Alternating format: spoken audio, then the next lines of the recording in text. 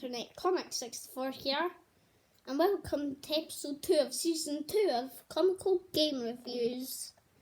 So last time we checked out Crash Bandicoot Warped, so in this video we're checking out Cuphead. Now let's get right into it. The thing you should know about this game is that it is hard as anything that you've ever played before in your life. Everything tries to kill you, whether it's a plane that turns into a horoscope or a blue slime. Every single thing will try to kill you. No way that you have to talk about this game and you can't talk about the art style.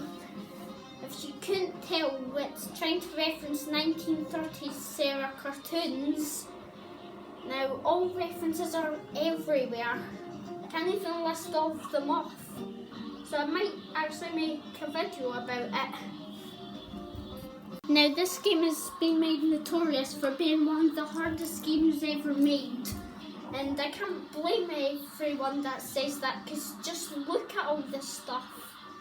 I know this is one of the final bosses, but come on.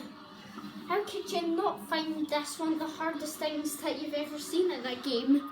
Most of the World 1 bosses are easy. A few exceptions like Hackney Carnation, which can be tough for a newcomer to this game. But once you know the attack patterns and what all the attacks do, it's pretty easy.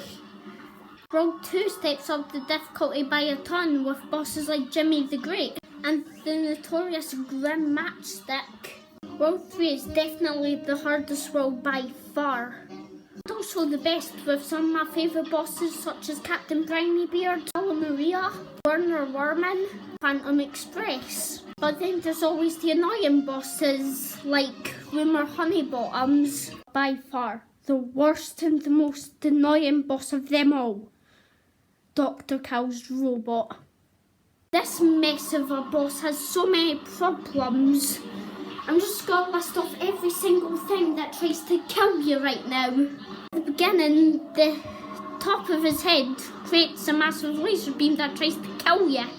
Secondly, the stomach makes walls that you have to parry to avoid. Lastly, the bomb of him creates enemies that swarm through the entire screen. You get through that every time you defeat a body part, a new enemy appears. And once you defeat all of them, you have to destroy the heart with all of this stuff going on. Like, how is anyone supposed to do this? You have the second phase, which isn't too bad, at least compared to the first phase. Phase is pretty easy too. All you've got to do are avoid the electric walls and the diamonds. I hated every single thing about this boss. Like, what were they thinking when they made this horrible boss? I know the game's supposed to be brutally hard, but come on, look at this and tell me that's not overkill.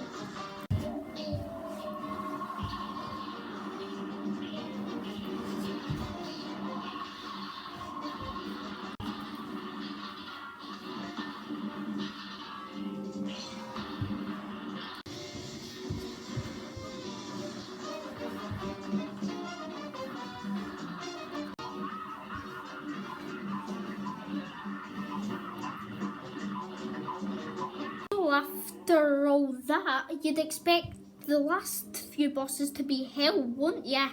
Well, no. In my opinion, the last two bosses are actually easier than Dr. Cal's robot.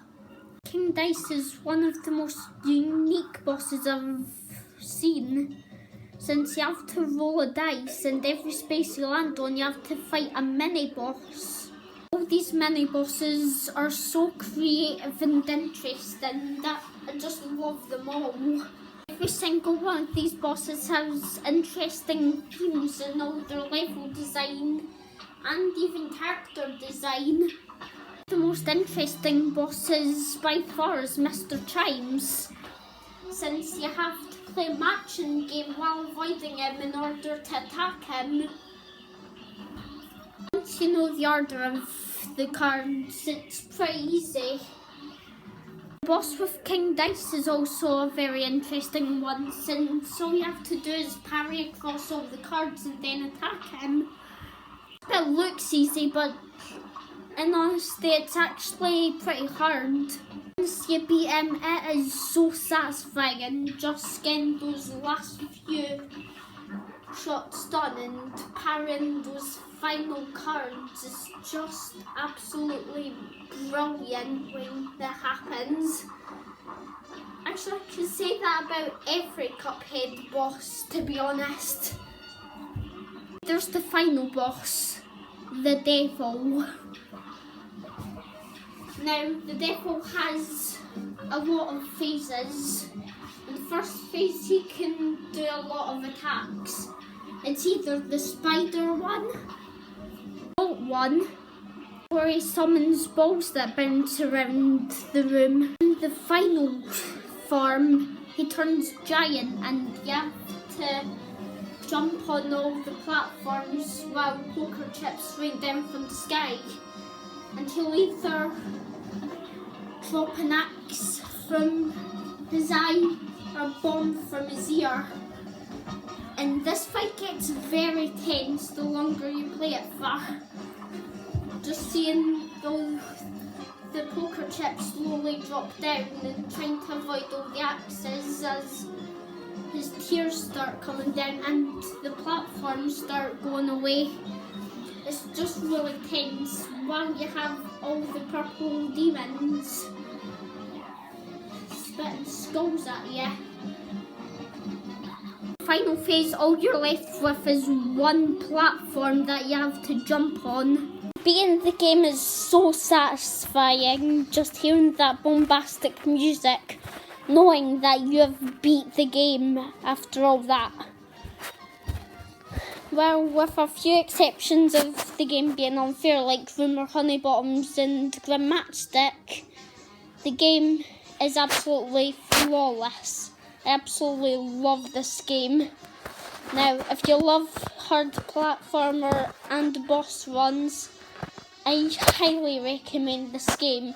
You get it on PS4, Xbox, Steam, Nintendo Switch, a lot of things. So, I hope you can play this game. I absolutely love it. So, with that being said, see you guys later. Bye.